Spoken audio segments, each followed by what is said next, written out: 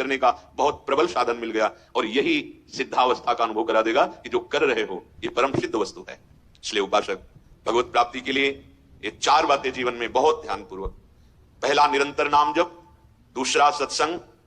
सत्संग बहुत बड़ी प्रेरणा देता है हमें भगवत प्राप्ति की, असत आचरणों की त्यागने की सामर्थ्य सत्संग से मिलती है। और तीसरा शास्त्रों का स्वाध्याय अनिवार्य है।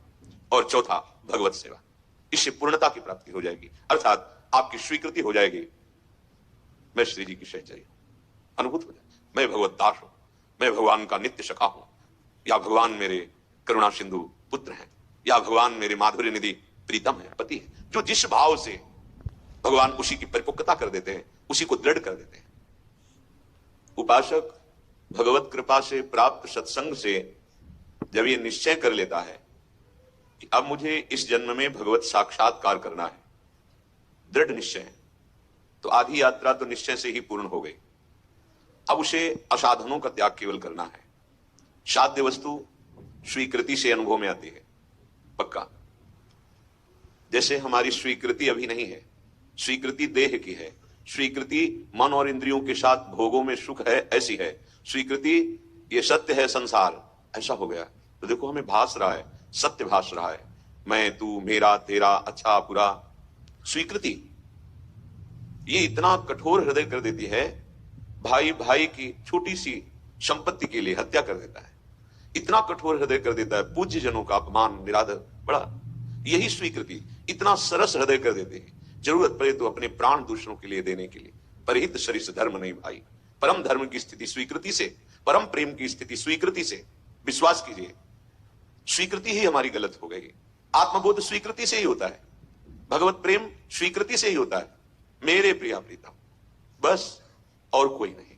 ये स्वीकृति ही तो है, मेरे तो गिरधर गोपाल दूसरो न कोई। स्वीकृति, पर यह स्वीकृति बहुत दुर्लभ स्वीकृति है। जीवन में जब तक 4 बातें नहीं होंगी तब तक ये स्वीकृति भगवत मार्ग की पुष्ट नहीं होती। सबसे पहले निरंतर गुरु प्रदत्त नाम जप, मंत्र चिंतन। दूसरा, इसकी पुष्टता के लिए सत्संग अति अनिवार्य है, अति अनिवार्य है।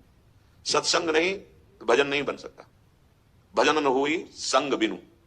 अगर भजनानंदी महापुरुषों का संग नहीं, भजन नहीं बन सकता। पहला, निरंतर नाम जप सदगुरु प्रदत्त, ये दिव्य स्वीकृति के लिए अत्यंत अनिवार्य है। दूसरा, भगवत प्राप्त महापुरुषों की वाणी का अर्थात सत्संग का नित्य श्रवण।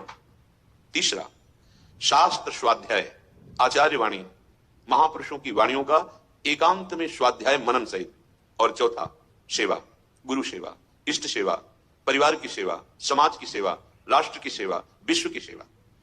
ये 4 ऐसी महामहिमामयी साधन वृत्ति है जिससे ऐसी दिव्य स्वीकृति होगी कि असाधन अपने आप मिट जाएगा और दिव्य साधन संपत्ति प्रकाशित हो जाएगी।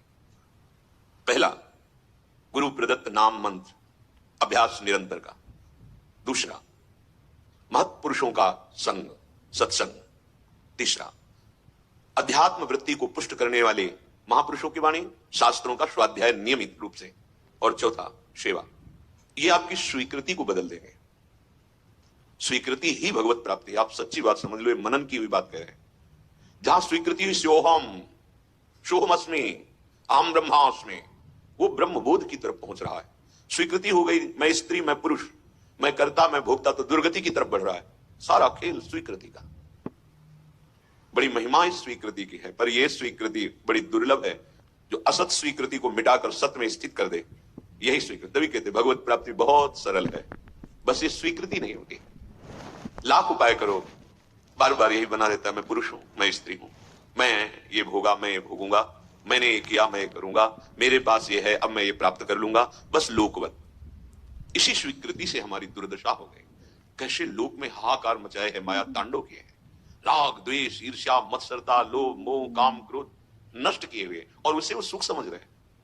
माया के दासत्व से मुक्त होना ही नहीं चाहते, स्वीकृति बदलना ही नहीं चाहते। ऐसा प्रभाव कुमति का छा गया है कि सुमति द्वारा स्वीकृति करने की हिम्मत नहीं पड़ रही। मैं प्रभु का हूं और इस जन्म में सिर्फ मुझे प्रभु को प्राप्त करना है, दिव्यानंद की अनुभूति करनी है, स्वीकृति नहीं।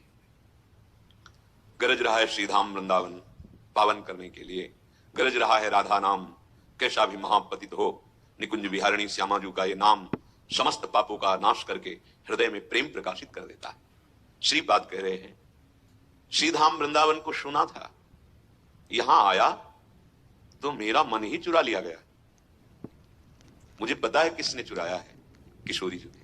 कह रहे वृंदावन गहन वने राधे ममहारितम मनोरत्नम लब्धम त्वयि नूनम स्मित मधुरम देहितासोस्मि। बड़ा गहन वन है वृंदावन, जब यहां आया तो मेरा मन रूपी रत्न चुरा लिया।